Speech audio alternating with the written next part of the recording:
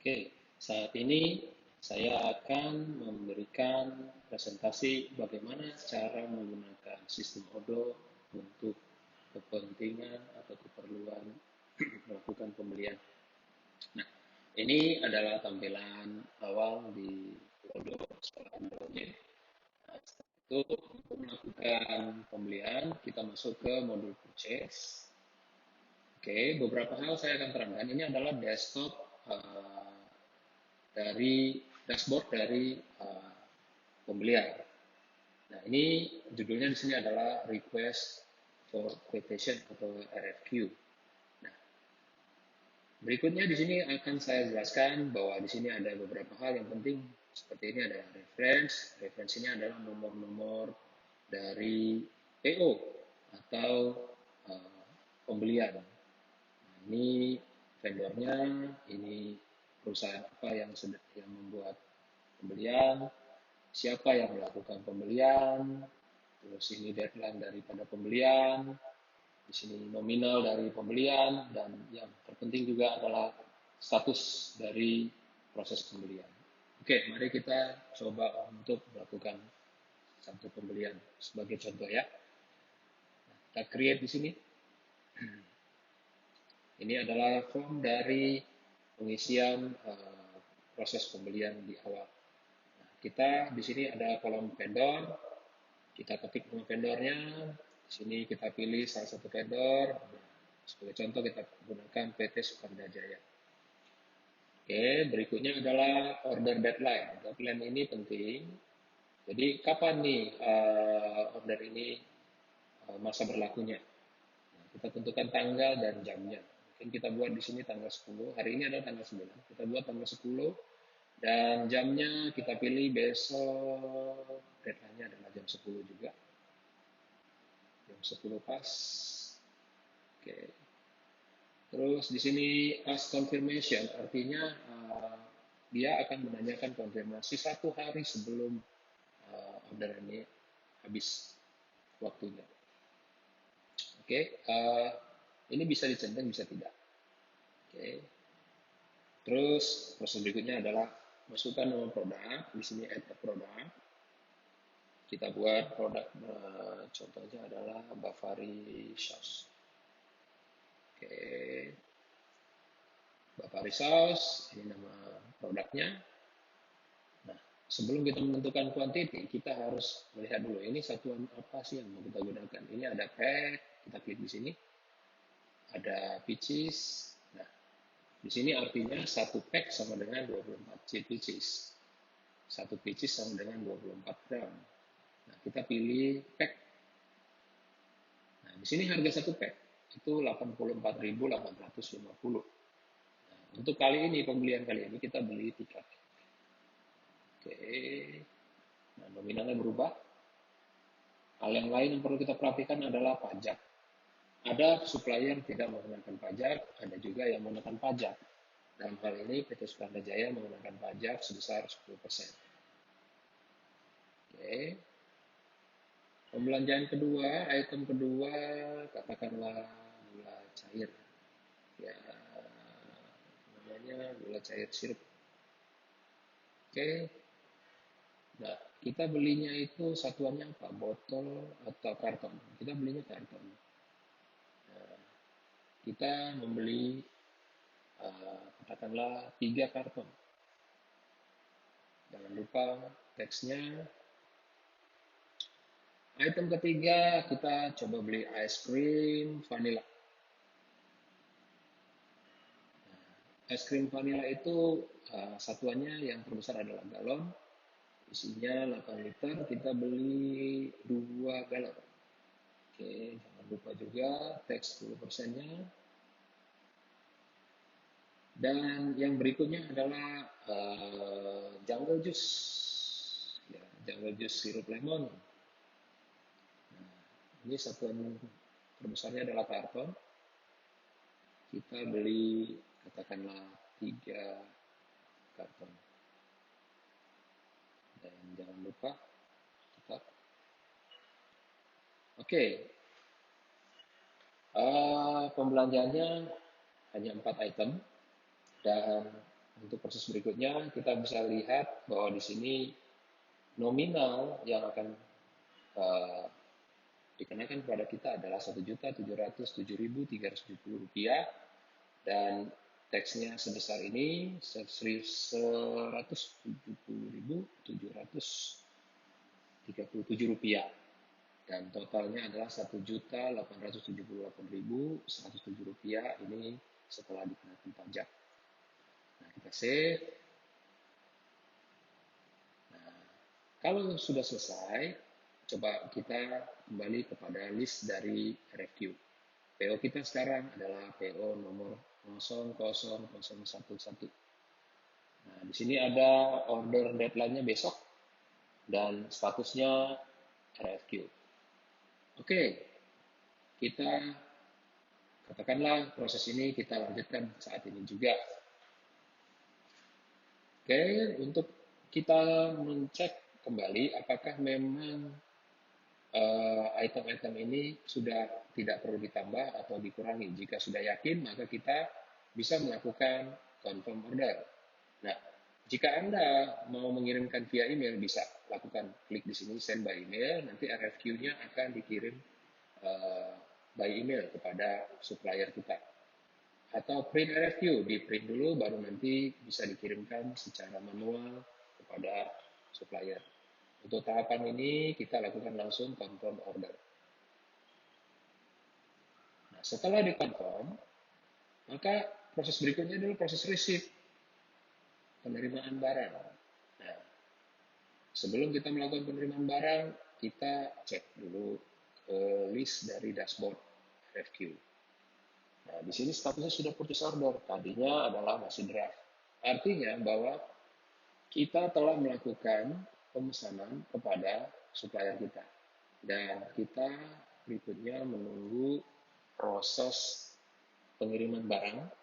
Setelah barang dikirim, baru kita melakukan penerimaan. Katakanlah barang sudah datang, kita melakukan penerimaan. Nah, sebelum melakukan penerimaan, pastikan bahwa item yang datang itu sesuai dengan apa yang kita order. Nah, kita klik receipt products. Oke, namun di sini kita perlu melakukan validasi. Sebelum kita melakukan validasi, kita melakukan cek.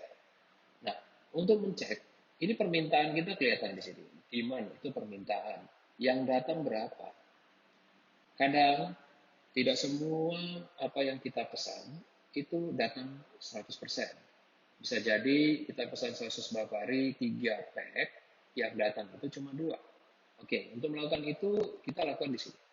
Kita klik yang tanda garis ini, list ini. Nah, kita add line. Ini otomatis tidak perlu diganggu. Tinggal kita masukkan satuannya dulu, yaitu pack. Tadi kita pesannya 3, ternyata datangnya cuma 2. Oke, kita simpan, confirm. Oke, nah lihat di sini ada permintaan 3, tetapi datangnya 2. Gula cair sirup, datangnya itu tadi kita permintaannya berapa ya? Kita minta 36, berarti 3 juga. Kita ternyata datang 3 juga. Oke, tapi di sini hati-hati, satuannya jangan milih, tetapi karton. Ya, satuannya sama. Kita confirm, ya, datang es krim. Kita tadi minta 2 galon atau 16 liter. Oke, ternyata datangnya itu katakanlah hanya 1 galon. Kita pilih dulu satuannya 1 galon, kita klik 1, kita confirm. Nah, jungle juice kita pesannya tadi 5, tetapi yang datang katakanlah kita satuannya dulu, kita karton, yang datang itu cuma 2. Ya. Nah, kita lihat di sini ada ketidaksamaan antara yang kita minta dan juga barang yang datang. Nah, setelah kita validasi, Anda akan melihat sesuatu. Kita klik validasi.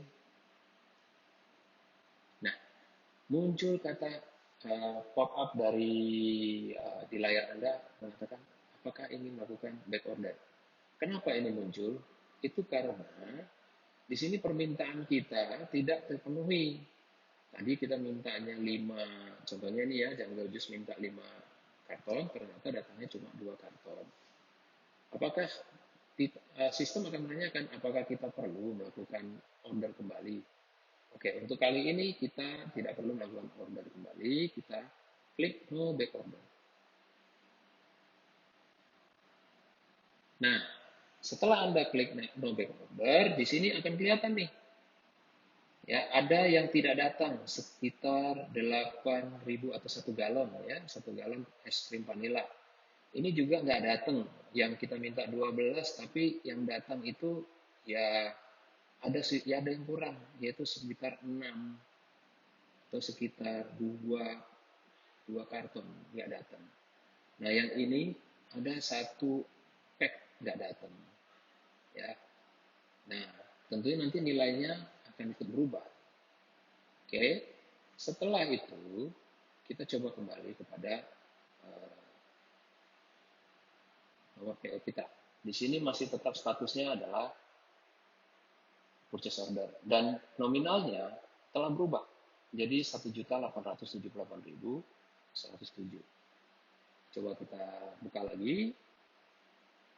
Proses berikutnya adalah create bill. Nah, di sini kita akan membuat bill. Karena penerimaan sudah selesai, maka bagian penjualan dapat melakukan create bill. Nah, create bill di sini ini masih dalam bentuk draft. Jangan dikonfirm dulu, ya. Anda perhatikan di sini. Kuantitinya sudah sesuai atau tidak? Harganya sudah sesuai atau tidak? Jika tidak sesuai, Anda bisa melakukan edit dan Anda bisa merubah harga. Jika supplier ada perubahan harga, kita tinggal mengikuti saja di sini. Jika perubahan harga sudah, maka tinggal Anda save. Jika sudah yakin tidak ada yang salah, nominalnya sudah sama, biasanya kita samakan dengan tagihan dari bill atau invoice dari supplier, dalam hal ini Sukanda. Tinggal kita lihat saja, kita samakan. Jika sudah sama, tidak ada yang salah, maka perlu kita perhatikan satu lagi. Ini bill date-nya kapan? Katakanlah bill date-nya hari ini. Ya. Terus kapan nih jatuh tempo pembayaran? Nah, Anda perhatikan, Anda bisa mengikuti jatuh tempo yang tertera pada bill atau invoice dari supplier, atau kita bisa menggunakan termin seperti bayar cash segera 15 hari kemudian, atau bahkan ada yang 2 bulan atau di akhir bulan. Untuk kali ini kita mengikuti tanggal invoice mereka, katakanlah di tanggal 16 Desember. Nah, setelah itu sudah yakin, nah di sini sudah ada nomor bank account dari untuk pembayaran nantinya. Nah, kita simpan. Oke, sudah yakin kita simpan, bill date-nya sudah, kapan due date-nya, maka kita confirm. Oke, di sini akan ada muncul register payment. Dalam hal ini, register payment ini hanya bisa dilakukan oleh tim finance.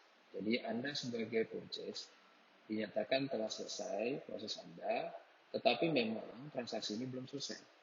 Tetapi dilanjutkan oleh tim finance atau keuangan.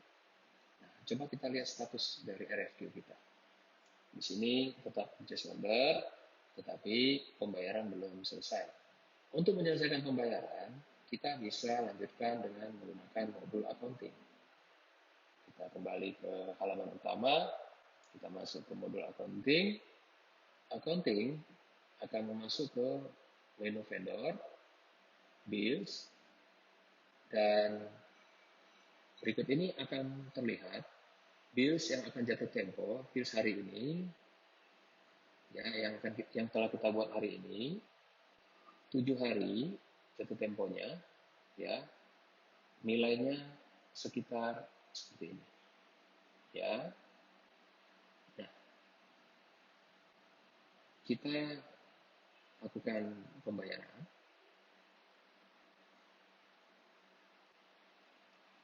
Untuk melakukan pembayaran, pastikan nominalnya sudah sesuai. Tinggal kita melakukan klik register payment. Nah, pada register payment ini kita memilih jurnalnya untuk pembayaran itu apa? Menggunakan bank atau cash? Jika cash, kita memberikan dalam bentuk cash tentunya. Jika bank, maka nanti akan terjadi transaksi antar bank. Nah, di sini sudah ada bank penerima, nominalnya, dan juga tanggal pembayarannya. Tapi di sini kita bisa rubah tanggal pembayarannya, kita rubah tanggal hari ini. Ya. Walaupun jatuh temponya 7 hari lagi. Nah, kita create payment, kita klik di sini,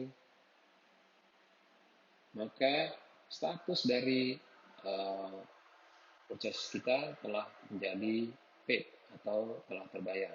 Artinya, transaksi ini telah selesai. Jika kita lihat di bagian bill, ini sudah posted. Ya, ini tadi ya. Ini sudah posted. Oke. Terus, kalau kita kembali kepada modul purchase, di sini adalah PO kita yang tadi nomor 11. Kita bisa lihat, di sini ada icon vendor bill. Jika kita klik di sini akan muncul bahwa RFQ ini atau PO ini, proses pembelian ini sudah selesai. Karena di sini ada stamp paid. Baiklah, untuk kali ini modul purchase telah saya presentasikan. Semoga bermanfaat.